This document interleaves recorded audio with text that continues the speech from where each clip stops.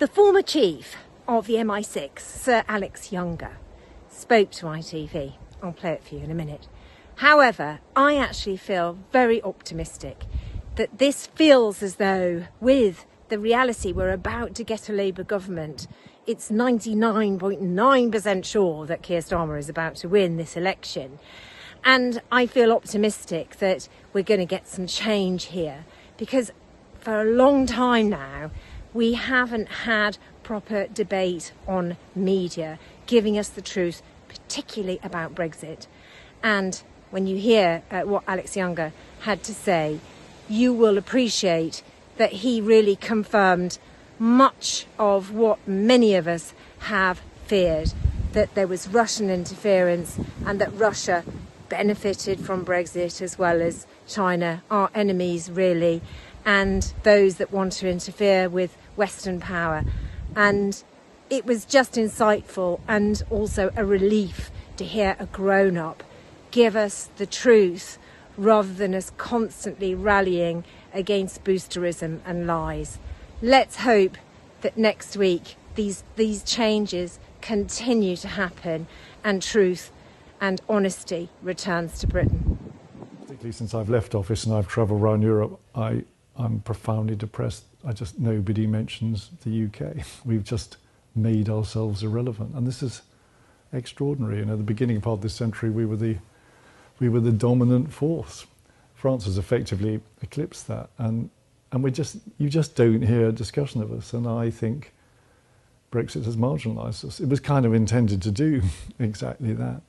And as I've already said, I think the problem with that, and we've got NATO, and NATO is great, but conflict is about so much more than war now. It's in the economic and tech space and the digital and data, and that's all civilian, and we've just marginalised ourselves. So Putin will have been absolutely delighted by our decision, as will have Xi Jinping.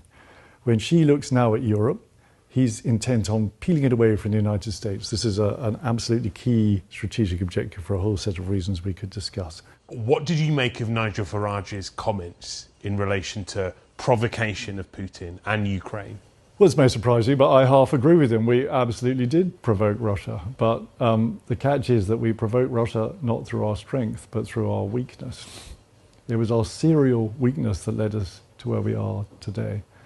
At every stage, Putin, from a position of some weakness, tried his luck, pushed the boundary, literally just stepped over the mark and waited to see what would happen. And guess what? We were fine with it. So in contrast to Mr. Farage, I do not draw the conclusion that the best thing to do in this situation is to show weakness. I just think it goes on and on and on. We are economically 10 times the size of Russia as Europe. We can deal with this. No one has to give up their Netflix subscription, right? But we've got to build up these capabilities. I think we've got 10 years. If we don't do it in 10 years, I think we're going to put essentially our kids in a position of extraordinary vulnerability for which they will not thank us.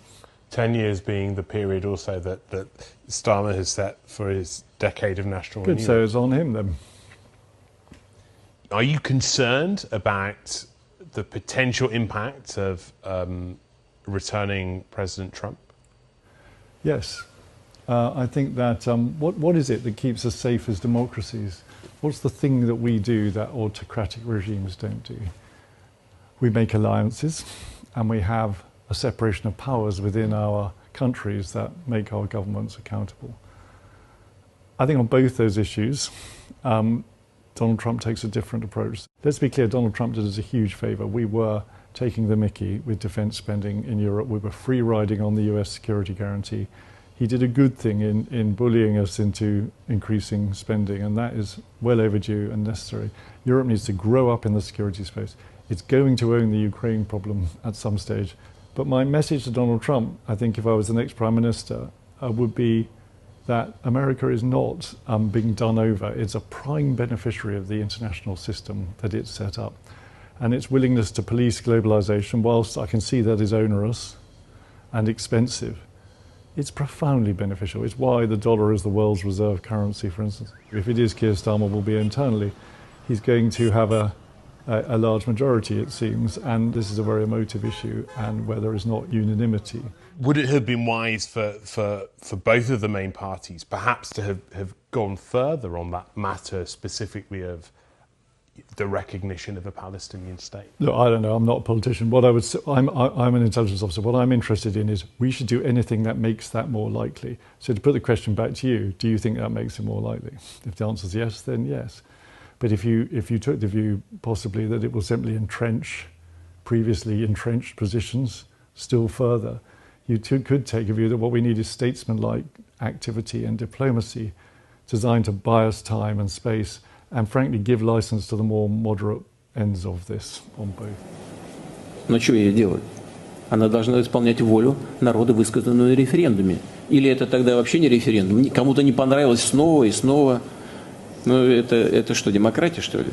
Это я посмотрю, как будут оценивать критики этого процесса ситуацию, когда и если на этот Brexit наплюют и снова будут проводить до тех пор все эти мероприятия, пока они кого-то не удовлетворят. State of affairs between Russia and the United Kingdom. Dmitry Sergeyevich said that you haven't had a meeting, or he doesn't know whether you had a meeting with Theresa May. Have you met with her, and what is your attitude about the Brexit initiative, towards the Brexit initiative, with respect to meetings? At such events as G20, there are very many pull asides, or meetings on the sidelines. Just we speak on the go, we greet each other, and we speak to each other, and probably this was the format we used with the British Prime Minister. We greeted each other and said a quick word with one another. With respect to Russia-UK relationship, it's gridlocked, I believe, and it is in the interests of both our countries to withdraw our ties from this gridlock. With respect to the Brexit impact on us, I think it's going to be minimal, but anyway, it is going to have an effect on the global and European economy, and indirectly it will definitely have an impact on us. Are we interested in restoring the full-fledged cooperation and relationship with Britain? Yes, we are, and I think Britain also is, especially the business community of the UK. There are a lot of British flagship companies around here, like BP is one of the major stakeholders of Rosneft, a leading Russian oil and gas company, and that British company operates on Russian market actively and wants to stay here. It's not only them who want to stay. Now, because of Brexit, if it is carried through, and by the way, I understand the position of the Prime Minister. It's up to them to decide. It's their internal domestic affair. I hope they wouldn't blame us, but the referendum is anyway passed, and she is to deliver upon the will of the people that was expressed at the referendum. Like, otherwise, would it be democracy to have another rerun and one more rerun? Anyway, let's wait and see how the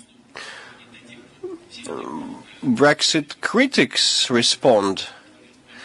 If they have one more referendum or a rerun. But would it be direct democracy? Would it be a proper referendum? It's their domestic business anyway. But what they want is markets and partnerships.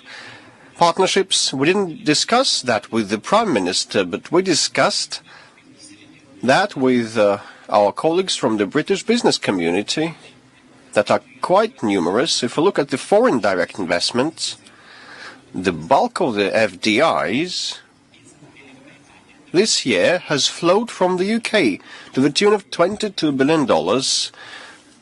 It's seconded by Germany, Federal Republic, and Singapore is number 3. Some good news this week. Favourite cow, Daisy, has finally had her calf. Here she is, very sprightly little thing, a heifer, and Daisy is very happy indeed. So, if you haven't subscribed, don't forget to subscribe and comment below. Let me know what you think.